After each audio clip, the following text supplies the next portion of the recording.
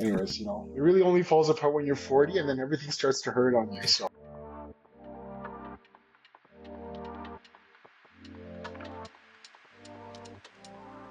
my name is Oliver. I am originally from Montreal, Quebec, but I actually live in Calgary, Canada, Calgary, Alberta right now.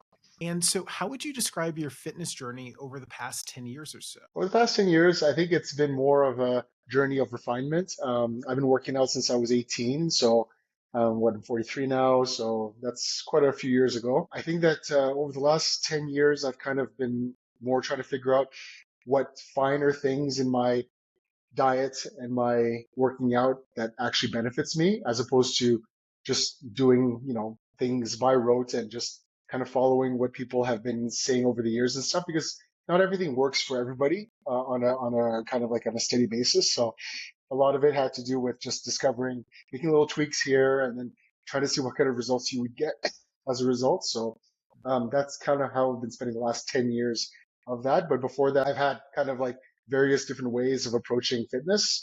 But yeah, over the last 10 years, it's been more of a question of refinement and figuring out what actually works for me. And so, how is it that you discover what works and what doesn't work? Do you get a lot of resources online, or do you work with a trainer, or how do you discover that information? Yeah, I kind of for a while, like more than 10 years ago, I had gone with a bit of a personal trainer kind of mode, and I don't follow, I think, what other people tell me, what they tell me to do. When I'm forced to kind of adhere to what someone tells me, it kind of sticks a little bit less. I think what sticks for me more is just more discovering things by myself and then working out, kind of getting more satisfaction in discovering things by myself. No, I was working with a trainer before, but then I discovered that I don't do well with people telling me exactly what I need to be doing. And so I get more satisfaction out of discovering things by myself and then trying them out and then kind of like doing a self experimentation. That's kind of always been my overall arching thing. I don't like to work out with people in general because it's sort of like carrying someone else's responsibility onto yours and stuff. Because yes, it's fun to have someone to hold you accountable to things, but I don't feel like I need that. But I get more satisfaction discovering things by myself, and I do use online resources like everyone else to do so. More of like to comfort myself in realizing that what I'm doing is supported by some, but it's all very anecdotal, also on the web. So I've got to be careful about what works for some people. Again, will not work for everybody. So that's how I've been doing things. So, growing up, when you first started working out or started kind of realizing what you wanted your physical appearance to be, were there any things that you tried to emulate or any kind of physical ideal that you noticed growing up, either in media or anywhere else that kind of stuck with you? Yeah, I think all young men kind of go through a Charles Atlas kind of thing. That's looking at back the magazines in the 50s and 60s and stuff. How the guy on the beach with the big muscles always seemed to get the girls and stuff. But for me, it was more, given that I'm gay, it's more of like being attracted to men with more muscular physiques and thinking, well, if I want to kind of meet someone like that, I probably need to be part of that club. And I think that's kind of something that you've probably been hearing a lot from other people, and that I'm no exception to that. That applies to me as well, where you kind of say, well, if you want this kind of guy to dig you, then you might as well, kind of look like that yourself. And that started very, very early in my original exploration of things, even way before I started working out. It's sort of like someday I'm going to be as buff as that guy. And yeah, I think that a lot of gay men kind of go through that same process too. I think that when I was younger and the internet still wasn't rampant yet, there was a lot of hanging around at the bookstore to the Muscle and Fitness magazine section, kind of like trying to peruse the issues and stuff without attracting too much attention, kind of thing like that, because it kind of felt at the time that it was kind of like softcore porn to a certain extent. And then, so I would spend a lot of times while my parents were doing other things, that would go to the bookstore and I would kind of look at those things. So I think it's just been the ensemble of like, cover guys and models and stuff. I can't say that there was one specific person, but it's kind of like the amalgamation of all those people that I've kind of seen on these covers of these magazines, right? Over time. Are there any times where you've noticed that your mental health has impacted your fitness journey, either in a positive or negative way? So, I mean, I think that overall speaking, my mental health has been pretty evenly on an even keel for most of my life. When I'm not able to work out, for example, the last 2 weeks I've been sick, that had a negative effect on my mental health as a result, where I know that physically I miss it, but also mentally I miss it as well. Like during the pandemic, it was very hard for me to stay focused in doing my workouts in my basement because I enjoy the gym environment, the interaction with other people, and watching other people. And watching other people actually inspires me a lot. I find like my performance at the gym or the effort I put at the gym is very, very reliant on around whom I'm working out. And that is very that's very obvious, especially when I go on vacation, especially to places like Palm Springs, for example, where you have a gym full of, muscular, gay guys, and that very much motivates me. So for me, if I was living in Palm Springs, I probably would be massive and huge. Whereas for here, working my basement would be the least productive of all my workouts. And I think that has a lot to do with my mental health in terms of that my psyche does dictate a bit about how much effort I put into my workouts. And in that regard, that's how it relates for me to mental health in that regard. Have there been any times that you felt that your physique, like your physical physique, has either granted you access in certain queer spaces, like in Palm Springs, for instance, or has it kept you from feeling comfortable in certain queer spaces? Yeah. I would say that definitely my physical fitness over the years has enabled me to hang out in the crowds that I kind of do enjoy hanging out with. Certainly, I suppose that based on my ethnicity, it's not always a given that, that an Asian guy would have a muscular physique per se. And I feel like the fact that I've been able to figure that out for myself and made it work pretty well has afforded me some advantages in terms of inclusion. Whereas I'm quite sure that if I was, weighing 130 pounds and light as a weight and stuff like that, that I wouldn't have the same kind of interactions. And it's a bit of a less joyous or sad statement about how gay men are, but for sure for me, it has been a positive in terms of getting me into the spaces where I would like to be, and kind of what sets me apart a little bit from the other folks in my demographic. Because it sets me apart, I attract more attention, and yes, so therefore there is that superficiality that gets kind of rewarded in that regard, right? But yes, to answer your question, it has given me a positive effect in that regard. So, do you have any thoughts about the use of like performance enhancers like steroids, SARMs, or other PEDs in our queer community? Do you feel like in some ways it's a necessary component to get that same sort of social validation that you Mhm. noticed in the previous question? Yeah. So coming from a health professional background, I kind of regard PEDs as any type of medication or any type of supplement that you might want to kind of take. Everything has a dosage, everything has a use, everything has a side effect. And so my issue, or I don't have any issues about people using them. I think that overall people tend to jump on using them way before they have realized their full natural potential. And I think that's a problem.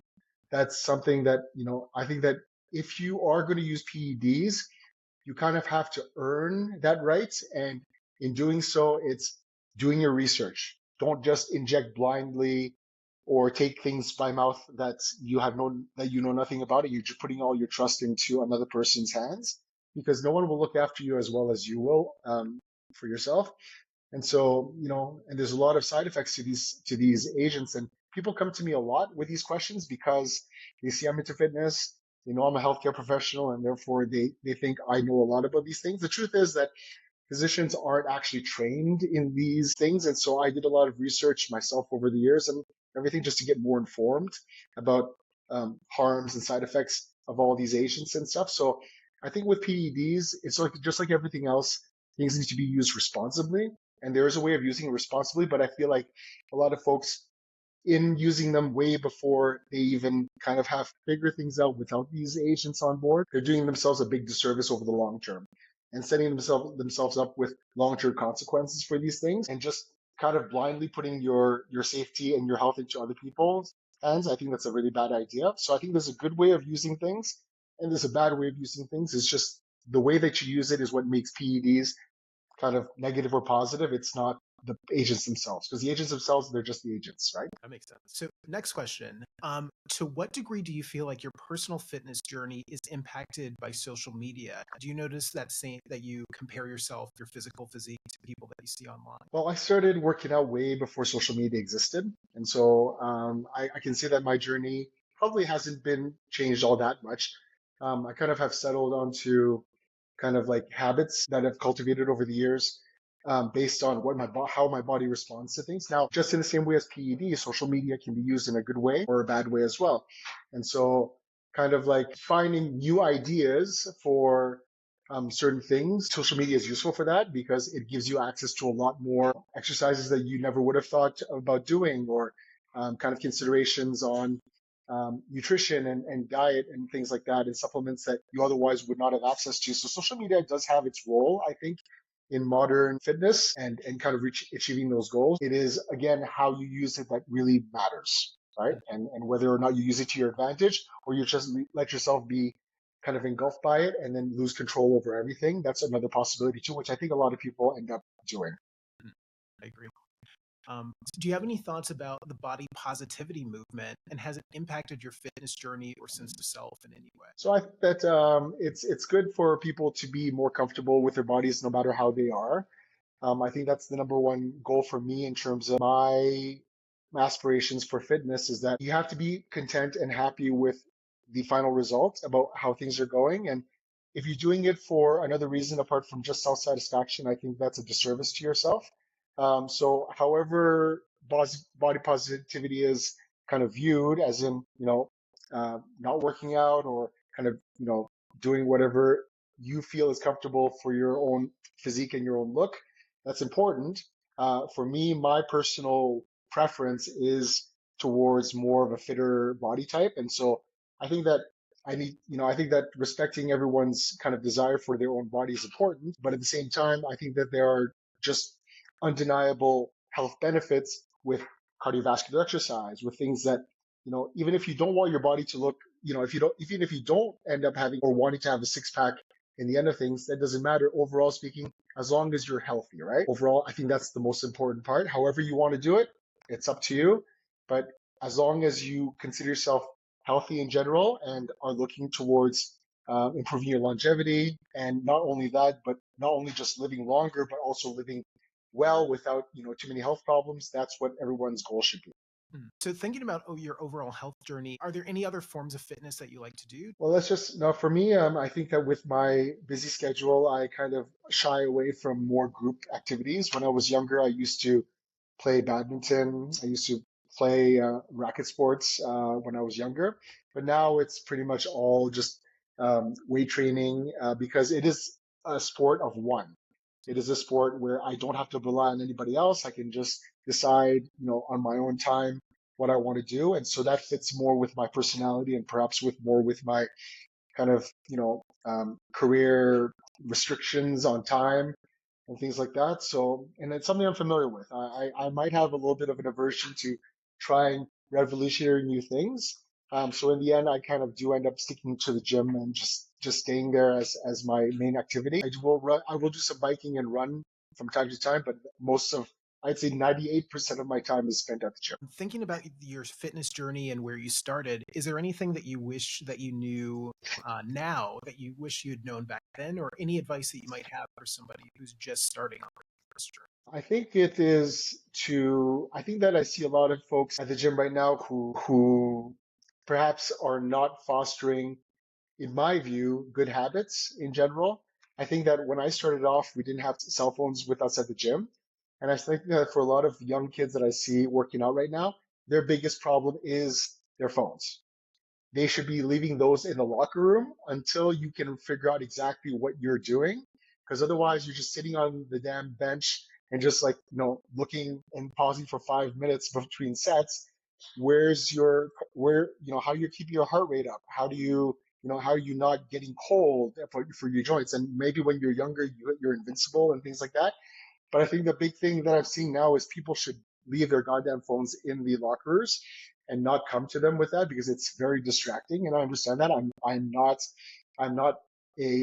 not blameless in that regard. But I think that's what the main issue that I see with things. Otherwise, in terms of advice that I would give myself, my younger self when I was starting off, there's not a lot that I would say because again, it takes time to figure out what works for you. And without trial and error, without, stumbling and screwing up, you're never going to get, to the point where you want to be. And so just don't be afraid to try new things, to ask for advice, in general. And, because you're not alone at the gym, even though some people will feel very, very isolated despite like hundreds of people around them. And I can understand that. I've never had that problem personally, but then again, I'm different from other people too. So that's kind of what I would tell this current generation is to, yeah, leave your phone in your locker and don't be afraid to ask for advice. I completely agree. Yeah, completely agree. It's always hilarious watching people pose more than they work out at the gym because they've got their phones. So everything's content these Yeah, days. everyone who, it's the people who are actually experienced in that don't feel the need that they have to pose, right? For them, it's like, I'm doing this because I enjoy doing it and I know I feel good about it. It's not because necessarily how I look in the mirror per se. I mean, eventually in the long haul, it might be, but it's not our main thing. And for us, we're just working out because that's what we've been doing for years and years, right? Well, thinking back on that time, is there anybody that you know, like, okay, this was the guy? Because I know who my guy was. His name was Austin Masters. And when I discovered him on the internet, oh my goodness, I'd never seen anybody like that. He was built and hairy and he had a deep voice, and it explains my dating history, honestly. Um, so, and so when I saw him, I was just like, oh my goodness, that was the guy for me.